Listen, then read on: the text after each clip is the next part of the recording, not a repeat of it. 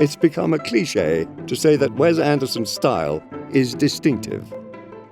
The constant discussion about his one-of-a-kind aesthetic has obscured another through line that has emerged in his work.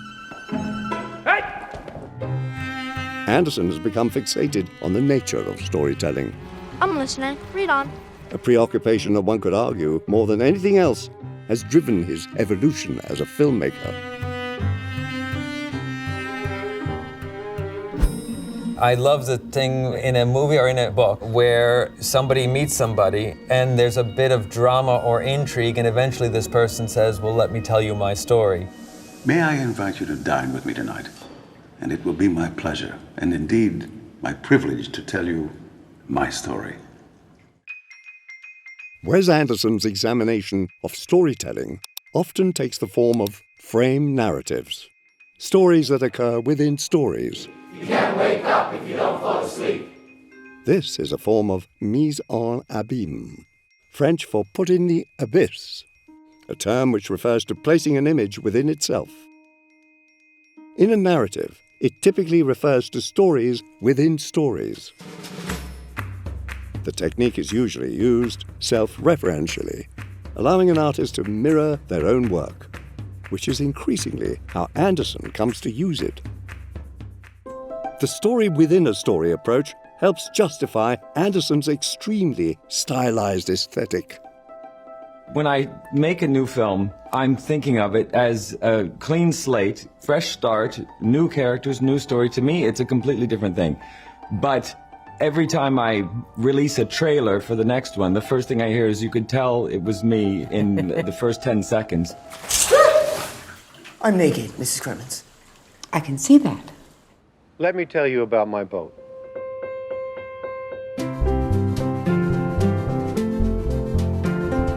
As just about every viewer recognizes, Anderson's films have a high level of artifice. His films often look like plays or illustrations from a book, rather than a representation of reality. Here, Thank you. it's a book. Examining the artifice of storytelling then gives Anderson's distinct visual style additional meaning and purpose. One could argue that the more Anderson focuses on the nature of storytelling, the more stylized and removed from reality his films become. The Royal Tenenbaums, for example, is presented as a book, but doesn't preoccupy itself as much with stories within stories. As such, the film has an Andersonian look. I'm sorry, don't listen to me. I'm masculine. I've been spaced out all day. But is not nearly as stylized as his films would become. The wonderful story of Henry Sugar, meanwhile, is as much about the storytellers as it is about its story, at one point embedding 4 layers of stories within stories.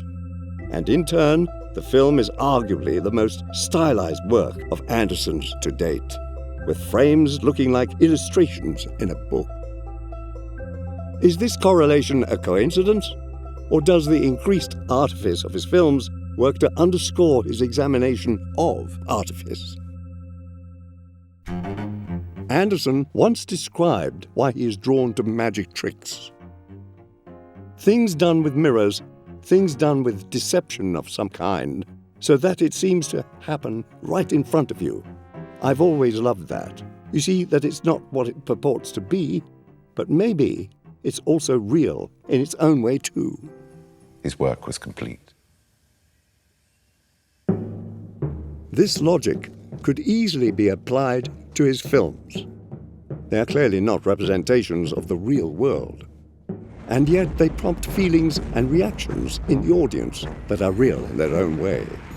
This is the power of storytelling. Or, as it's put here, You can't wake up if you don't fall asleep. What? That's not true. Say it again. Who cares?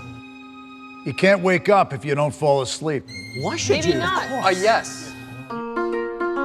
Anderson's self-reflexive narratives allow him to experiment visually in other ways as well. His nested stories enable him to create multiple distinct looks in one film. In Asteroid City, he creates vastly different visuals for each story layer, each an homage to a separate historical visual style, from news programs to theatre. Curtain rises on a desert bus stop halfway between parched gulch and arid plains. In The French Dispatch, different looks are assigned to each story, influenced by the character telling it and its contents. In The Phoenician Scheme, a stark black and white is applied to the afterlife, where the story of the protagonist's life is debated before him. They sent me away in the spring. Objection, Your Honors. That's such a distorted version of the story. I'm not on trial here, am I?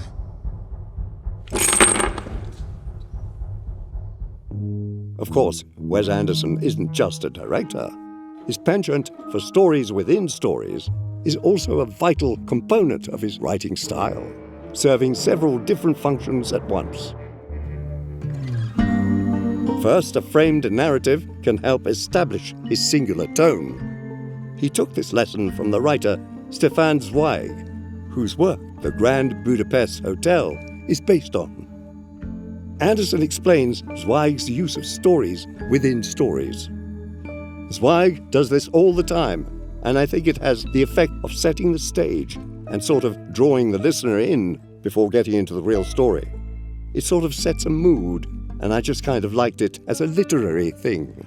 Well, it begins, as it must, with our mutual friend's predecessor, the beloved original concierge of the Grand Budapest.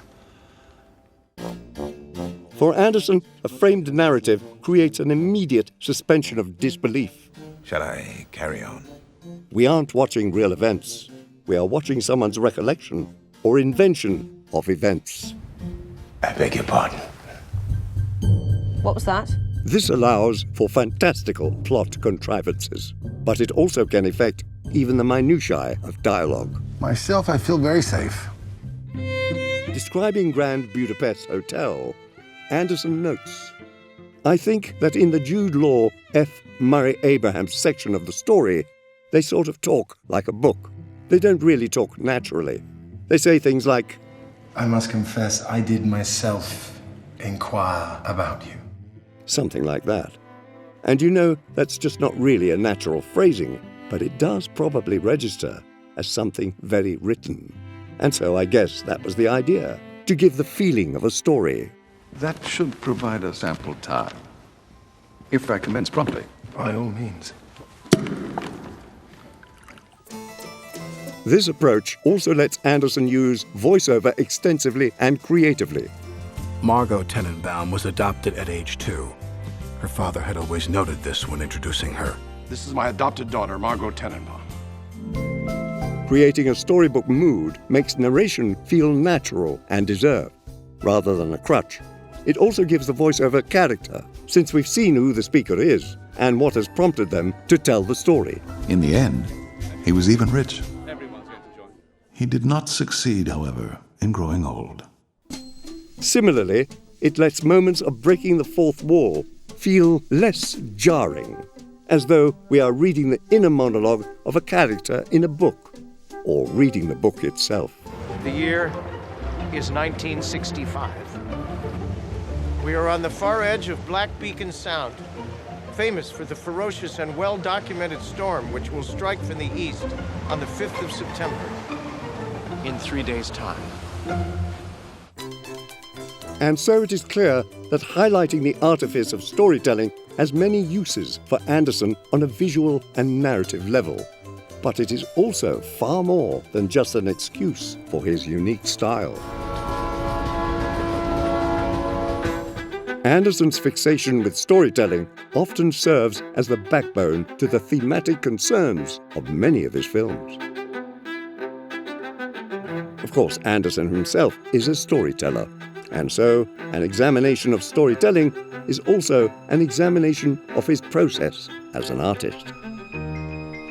Asteroid City, perhaps his most self-reflexive film to date, uses its layers to interrogate the power of narratives and performance, looking at why we tell stories and what our stories tell about us. I still don't understand the play. Doesn't matter. Just keep telling the story. Even the Phoenician Scheme, which on its surface is not about a storyteller, follows a man trying to pull together a project against all odds, which in the end is the role of a filmmaker. One of the earliest appearances of a story within a story in an Anderson movie is perhaps the most elucidating. In Rushmore, Max's plays are a way for him to have a level of control he doesn't have in the real world, and to sublimate real emotions into created stories. Sic transit Gloria. Maybe we'll meet again someday, when the fighting stops.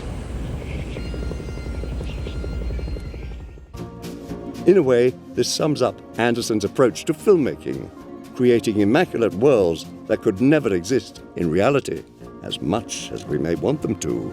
You're looking so well, darling. You really are. They've done a marvellous job. I don't know what sort of cream they've put on you down at the morgue, but I want some. Honestly, you look better than you have in years.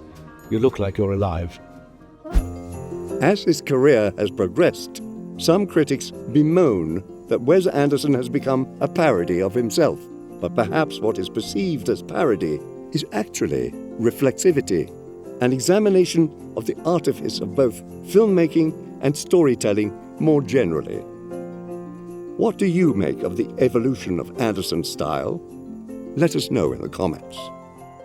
Start developing your own style with Studio Binder's pre-production softwares. Include everything from shot listing to storyboarding. Darn. We should have left sooner. Until next time, good luck telling your story. Yeah, look at them all. There's a guy with a meat cleave and an old record player. One's carrying a falcon. They're twins in matching tracksuits. Hey, look at that. Why, that's Danny Glover. Hello. A tale of handmade horror.